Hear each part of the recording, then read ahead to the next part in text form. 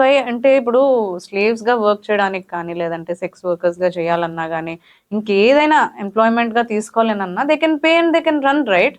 So ఇలా దోపిడీ చేయాల్సిన అవసరం ఏంటి? ఇవన్నీ కూడా రన్ చేసేది ఏంటి? అసలు వాళ్ళ స్ట్రాటజీ ఏముంటుంది? వాళ్ళ పాయింట్ ఆఫ్ రేసింగ్ ఏముంటుంది గుడ్ అసలు క్వశ్చన్ దీనికి? మేడం. ఇప్పుడు ఎలా ఉంటుందంటే సెక్స్ స్లేవరీలో ఏం జరిగిద్ది అంటే you won't talk, you work, that's it. You will be feed. Okay, మీకు ఆహారం ఇస్తారు, shelter ఇస్తారు. అంత దిగజారాల్సిన పని చేయాల్సిన పని ఏంటి అంటున్నాను డబ్బు నేను. కదమ్మా, డబ్బు. మీరు డబ్బుతో that is what I'm telling. ఇప్పుడు world is run by the money. మీ అందరికి తెలిసిన విషయం. ఇప్పుడు ప్రపంచంలో పెద్ద పెద్ద వాళ్ళు ఇన్వాల్వ్ అయ్యి ఉంటారు అవును, దీంట్లో. అవును, పెద్ద దీంట్లో అందరూ దీంట్లో run ఎలా చేస్తూ ఎలా ఉంటారు. ఉంటుందంటే మేడం, స్ట్రక్చర్ ఎలా ఉంటుంది అంటే లిఫ్ట్ చేసేది ఎవరు, Hmm. లిఫ్ట్ చేసిన తర్వాత ప్రైమ్ కాంటాక్ట్ ఎవరు, Hmm. ప్రైమ్ కాంటాక్ట్ తర్వాత ఆ రీజన్ ని చూసుకుంటుంది ఎవరు, ఆ రీజన్ అయిపోయిన తర్వాత నెక్స్ట్ ఎక్స్పోర్ట్ ఎవరు. అంటే ఒక్కరి చేతిలో ఇది జరగదు. ఇది Hmm. Hmm. I know. ఇది పోలీసులు పట్టుకోవడం కూడా కష్టం. ఎందుకు అవుతుందంటే ఇందుకే అవుతుంది. వాళ్ళు మాక్సిమం వాళ్ళ మోడస్ ఆపరెండి కూడా ఎలా ఉంటుంది అంటే మాక్సిమం మిస్సింగ్ కేసెస్ మనం చూస్తుంటాం. Right. ఒక మిస్సింగ్ కేసు అయిందంటే మేడం, ఒక వ్యక్తిని కానీ, ఒక అబ్బాయిని కానీ, ఒక స్త్రీని కానీ, ఒక అమ్మాయిని కానీ, ఒక హ్యాండిక్యాప్డ్ ఉమెన్ ఆర్ హ్యాండిక్యాప్డ్ అబ్బాయిని అమ్మాయిని కానీ వాళ్ళు లిఫ్ట్ చేశారు, ఇన్ ద సెన్స్ వాళ్ళు కిడ్నాప్ చేశారు అంటే కిడ్నాప్ చేసిన ప్రాంతం నుంచి మొదలు పెట్టుకొని ఆ డెస్టినేషన్ ఎక్కడైతే రీచ్ అవుతారో అక్కడి దాకా ఏ ఒక్కరు కూడా కంప్లీట్ ట్రావెల్ చేయరు. They keep on changing. Exactly, they keep on changing. ఒకరికి ఇస్తారు కట్, ఇంకొకరికి ఇస్తారు కట్. అక్కడి నుంచి పోనీ ఒక డెస్టినేషన్కి వెళ్ళాడు, అక్కడ ఏదో ఒక వృత్తిలో వాడిని పెట్టారు, వాడికి ఒక ముద్ద అన్నం పెట్టారు, వాడిని ఒక లెదర్ ఫ్యాక్టరీలో పెట్టారు అనుకుందాం. వాడు అక్కడే ఉంటాడు అంటే లేదు, అక్కడ వాడు పనిచేస్తే నెల 2 నెలలే. ఎవరిని కూడా హ్యూమన్ ట్రాఫికింగ్ లో ఒకే చోట లాంగ్ గా పని చేపించరు. ఎందుకు అంటే ఒక చోట లాంగ్ పని చేపించడం వల్ల అక్కడ ఎవరైతే విక్టిమ్స్ ఉంటారో వాళ్ళకి పరిచయాలు పెరుగుతాయి, వాళ్ళు తప్పించుకొని ట్రై చేస్తారనే ఉద్దేశంతో దే ఆల్వేస్ చేంజ్ దిర్ ప్లేసెస్ అన్నమాట. సో ఇలా జరుగుతున్నప్పుడు ఏం జరిగిద్దంటే విక్టిమ్ రాలేడు, విక్టిమ్ చెప్పలేడు. ఇది మనం గమనించాలి మేడం ఎప్పుడైనా సరే. ఇంకొకటి ఏంటంటే ఎప్పుడైతే చిల్డ్రన్ దశలోనే వాళ్ళు కిడ్నాప్ గురవుతారో, ఎప్పుడైతే వాళ్ళ సంరక్షకులు ఎవరైతే కిడ్నాప్ చేసిన వాళ్ళు ఉంటారో వీళ్ళని భయభ్రాంతులకు గురి చేస్తారు, కొడతారు, ఇంజెక్షన్స్ ఇస్తారు, వాళ్ళకి డ్రగ్స్ ఇస్తారు వాళ్ళకి. అంటే వాళ్ళని తిరిగి క్వశ్చన్ చేయకుండా భయభ్రాంతులకు గురి చేసి, అంటే నువ్వు ఇక్కడ నుంచి వెళితే ఎగ్జాక్ట్లీ నువ్వు ఇక్కడ నుంచి వెళితే బ్రతకలేవు, నువ్వు ఇక్కడ నుంచి వెళ్తే నువ్వు అయిపోయావు అని చెప్పేసి వాళ్ళతో కొన్ని క్రైమ్స్ చేపించి ఆ క్రైమ్స్ ని వీళ్ళు వీడియోలు తీసి ఆ క్రైమ్స్ కొన్ని ఆధారాలు ఏర్పాటు చేసి వాళ్ళని వాళ్ళ గ్రిమ్లో పెట్టుకోవడం కోసం ఎంతకైనా తెగిస్తారండి. ఇదొక దిస్ ఇస్ కాల్డ్, ఇప్పుడు మాటలు వచ్చిన మనిషికి నడక వచ్చిన మనిషిని మీరు ఆపగలుగుతారా? మీరు ఆపుతున్నారు అంటే దేన్ని ద్వారా మీరు ఆపుతారు? భయము, లాలూచి, ఒక దుర్భేరమైనటువంటి ఒక జీవితాన్ని వాళ్ళకి చూపించడము, అంతే. అంటే అలాంటి జీవితంలో పడేసి వాళ్ళు చనిపోయేదాకా అదే జీవనాన్ని వాళ్ళు కొనసాగించేలా వాళ్ళని మ్యానిపులేట్ చేయడం ద్వారానే సాధ్యమైంది తప్ప ఎవరినైనా మీరు ఆపగలుగుతారు? That is what they do అనమాట. వాళ్ళు ఇది ఎప్పుడు వాళ్ళ ఏమంతా ఇలాగే ఉంటుంది మేడం. వాళ్ళ ఏమంతా కూడా ఎలా ఉంటుందంటే ఈ మనం కిడ్నాప్ చేసిన పర్సన్ బెటర్గా అమ్ముడు పోవాలి, బెటర్గా మనం ఇతన్ని అమ్మాలి అంటే ఏం చేయొచ్చు, ఇలా చేయొచ్చు, ఇలా చేయొచ్చు, ఇలా చేయొచ్చు. దీంట్లో స్టేజెస్ కూడా ఉంటాయేమో కదా మనకి, అంటే లో లెవెల్ ఓన్లీ మన ఏరియా తగ్గట్టుగా కొంతమంది గ్యాంగ్స్ ఉంటారేమో, and state wise, country wise, లేదంటే ఇంటర్నేషనల్ బేస్డ్, ఇలా రకరకాలుగా ఉంటాయి కదా. ఎగ్జాక్ట్లీ, మీకు ఒక ఎగ్జాంపుల్ చెప్తాను. భారతదేశంలో అత్యధికంగా హ్యూమన్ ట్రాఫికింగ్ జరిగేటువంటి రాష్ట్రాలు బెంగాల్, తమిళనాడు, ఆంధ్రప్రదేశ్, తెలంగాణ, కర్ణాటక. ఇవన్నీ ఎక్కడున్నాయి మీరు చూసారా? సముద్రం ఒడ్డున ఉంటాయి. Right right. ఇప్పుడు మీకు అర్థమై ఉంటుంది, లిఫ్ట్ చేయడము, షిప్లో ఎక్కేయడము ఎంత ఈజీ. ఒక ఫేక్ డాక్యుమెంట్ సృష్టించడం, వాళ్ళకి చాలా మంచి టీం ఉంటుంది. దీంట్లో ప్రతి ఒక్కళ్ళు పాలు పంచుకుంటారు. అంటే ఒక అక్రమం జరుగుతుంటే చూడని మన దగ్గర నుంచి, అంటే చూసి చెప్పని మన దగ్గర నుంచి మొదలుకొని షిప్ లో ఎక్కించుకొని అక్కడ దింపేడు వరకు ఇండైరెక్ట్ గా డైరెక్ట్ గా మొత్తం మనందరం ఇందులో భాగస్వాములుగా ఉంటాం. కానీ డైరెక్ట్ గా ఉండేవాళ్ళు ఒక టీం ఉంటుంది, వాళ్ళు చాలా యాక్టివ్ గా వర్క్ చేస్తారు, ఒక మనిషిని చాలా రోజులుగా అబ్జర్వ్ చేస్తారు, ఒక ఒక ఒక ఒక టార్గెట్ వాళ్ళు ఫిక్స్ చేసుకున్నారంటే ఆ టార్గెట్ ని అబ్జర్వ్ చేస్తారు, వర్కౌట్ అయిద్దా లేదా చూస్తారు, ఎంత సెక్యూరిటీ ఉందో చూస్తారు. ఒక్కసారి షిప్ ఎక్కించి సముద్రం దాటారు అనుకోండి, చెప్పండి madam, is it possible to trace out him or her? So there are no legal documents that they are traveling. That is what. అందుకనే ఎప్పుడైతే వాడు మళ్ళీ అక్కడ దిగి అక్కడ షిప్ యార్డ్ లోకి దిగిన తర్వాత మళ్ళీ అక్కడ ఒక ఫేక్ సృష్టించి ఐడెంటిటీ రెడీగా చేసి అక్కడ ఇక్కడ 10,000కి జస్ట్ అంతే, అరే నువ్వు పట్టించినందుకు 10,000 రా, ఓకే సార్ డన్, వాడు పట్టిస్తాడు, 10,000 తీసుకుంటాడు, వీడు ఇక్కడ ఉండిపోతాడు, కథం క్లోజ్. ఇన్ కేస్ వీడు దొరికినా వాడు దొరకడు.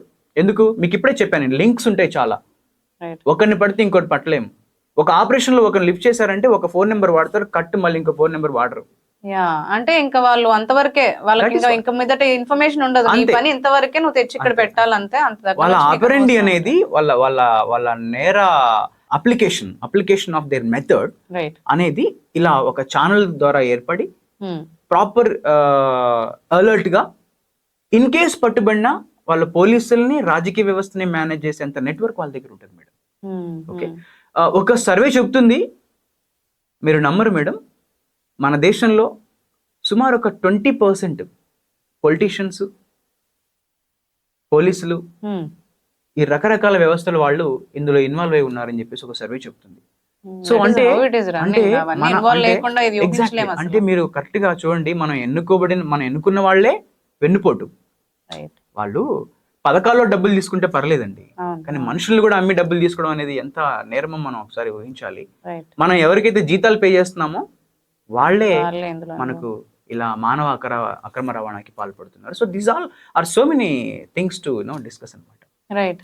So what are the modes అంటారు ఈ మనుషులది అక్రమ రవాణా గురించి?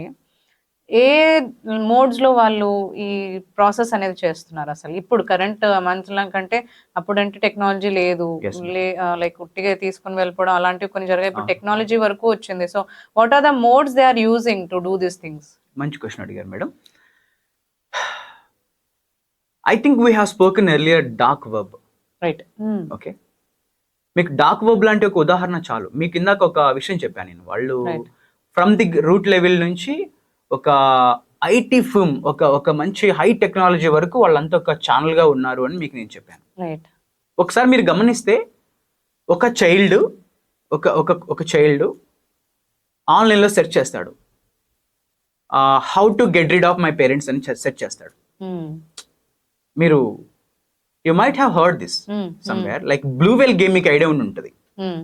ఆ గేమ్ కి ఎడిక్ట్ అయిన వాళ్ళందరూ కూడా ఇంట్లో పేరెంట్స్ చేత తిట్టించుకోబడిన వాళ్ళు, కొంచెం ప్రేమకు నోచుకొని ఆ టైప్ లేని కిడ్స్. ఎగ్జాక్ట్లీ.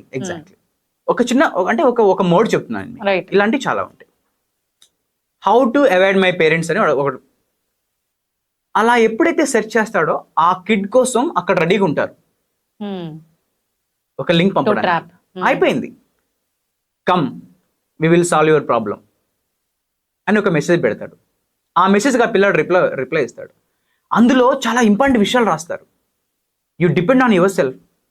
ఒక 10 years బాబుకి మీరు ఒక మోటివేట్ చేస్తారు, నువ్వు ఎవరితో ఇది చేయవలసిన అవసరం లేదు, నువ్వు బ్యాగ్ ఎట్టుకొని పలానా చోటుకు వచ్చేసి నీ కాళ్ళ మీద నిలబడదు, కానీ నీకు ఈ బొమ్మలు ఉంటాయి, ఇవి ఉంటాయి, అవి ఉంటాయి, నీకు ఆట వస్తువులు ఉంటాయి, నీకు ఒక పెద్ద ప్రపంచం ఉంటుంది అని చెప్పేసి వాడి మొబైల్లోనే ఒక ప్రపంచాన్ని చూపిస్తారు. అట్రాక్ట్ అవుతాడు, కమ్యూనికేట్ అవుతాడు, వెళ్తాడు, కలుస్తాడు, అయిపోయింది. కలిసాడు అంటే తీసుకుని వెళ్ళిపోతారు. Once you gone. ఇక్కడ మనం ఎత్తుకుతాము, మా అబ్బాయి ఎటో వెళ్ళాడు, మేము తిట్టాం, మా అబ్బాయి వెళ్ళాడు, మేము తిట్టాం కాబట్టి మా అబ్బాయి వెళ్ళాడు, అరే బాబు వెళ్ళావురా అని చెప్పేసి తల్లిదండ్రులు చాలా బాధపడతారు. కానీ వాస్తవానికి ఏంటి, ఇదొక ఛానల్. అంటే మనం ఏం అబ్జర్వ్ చేస్తామంటే తిట్టింది కొట్టింది మనం అబ్జర్వ్ చేస్తాము, కానీ అసలు వాడి మనస్తత్వం ఎలా ఉంది, వాడు ఏం బిహేవ్ చేస్తున్నాడు, వీడు ఇప్పుడు మీరు గమనించుంటారు మేడం. దీంట్లో ఎవరి తప్పు ఉంది అంటే, దీంట్లో ఇది పట్టుకొని లాక్కెళ్ళి జీపులో వేసుకొని సినిమాలో చూపించిన కిడ్నాప్ కాదు మేడం. యాక్సెప్టెన్సీ తోటి అతనిగా సరెండర్ అయినటువంటి విషయం ఇది. దీన్ని మ్యానిపులేషన్ అంటాం మనం. ఇది ఎంత పర్సెంటేజ్ లో రన్ అవుతుంది? ఇది ఉంటుంది మేడం. ఈ టైప్ ఆఫ్ మీరు కరెక్ట్ గా చూసుకున్నట్టయితే ఒక సర్వే, ఒక NGO సర్వే చెప్తుంది మేడం, ఇది ఒక 2 to 3% ఉంటుంది.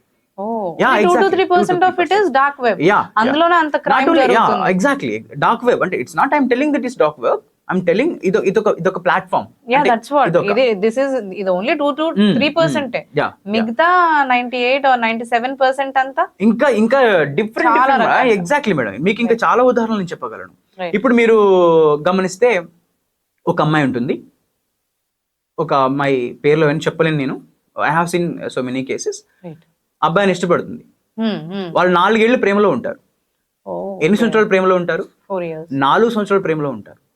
4 సంవత్సరాలు ప్రేమలో ఉన్న తర్వాత ఆ అబ్బాయి తరచుగా ముంబై వెళ్ళేస్తుంటాడు. 4 years లవ్ లో ఉంటారు. ఆ అబ్బాయి ఆ అమ్మాయిని ముట్టుకోడు. She was just around 16 to 18 years. Okay, so ఆ అమ్మాయిని 10th క్లాస్ నుంచి ప్రేమిస్తున్నాడు అనుకుంటే ఆ అమ్మాయికి 18 ఏళ్ల వయసు వచ్చేదాకా 4 years వాళ్ళ లవ్ లో ఆ అమ్మాయిని ఏమి ముట్టుకోడు. ఆ అమ్మాయికి కావాల్సింది కొని పెడతాడు, తీసుకొచ్చి ఇస్తాడు, అన్ని ఇస్తాడు, చాలా ప్రేమగా చూసుకుంటాడు. వన్ ఫైన్ డే ఆ అబ్బాయితో పెళ్లికి ఒప్పిస్తాడు, తీసుకొని ముంబై వెళ్తాడు, ముంబైలో అమ్మేస్తాడు. అమ్మేటప్పుడు చెప్తాడు తన కన్య అని. ఇప్పుడు చెప్పండి మేడం మీరు, అంటే వాడు అమ్మాయిని ఎందుకు ముట్టుకోలేదు? కన్యకు ఒక రేటు, కన్య కాకపోతే ఇంకొక రేటు, 30+ ఒక రేటు, 60+ ఒక rate. These are the things that there happened exactly. So అలా అమ్ముతారు. ఇప్పుడు నమ్మిన అమ్మాయి ఏం చేస్తుంది? వాడు ఎంతకు అమ్ముతాడో తెలుసా మేడం? మ్యాక్స్ ఒక 20 to 30,000 అమ్మేస్తాడు అంతే, అంతకంటే ఎక్కువ అమ్మడు. కానీ ఆ అమ్మాయి బార్డర్ దాటి వెళ్లే లోపు లక్షల్లో మార్కెట్ అవుతుంది ఆ అమ్మాయి మీద. మనం అర్థం చేసుకోవాలి దీన్ని. కలర్ని బట్టి, ఆ అమ్మాయి పర్సనాలిటీని బట్టి, సైజుని బట్టి, ఇలా అంటే ఇదొక మోడ్. సో ఇలాంటివి అలాంటివి ఇంకా అవి కాకుండా చిన్న పిల్లల్ని,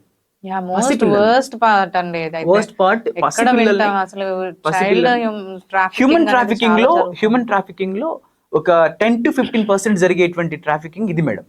ఓకే, పసిపిల్లల్ని పూర్ ఫెలోస్ గవర్నమెంట్ హాస్పిటల్కి వెళ్తారు. ఆల్రెడీ 4 పిల్లలు ఉంటారు ఇంట్లో, ఆల్రెడీ 4 పిల్లలు ఉంటారు.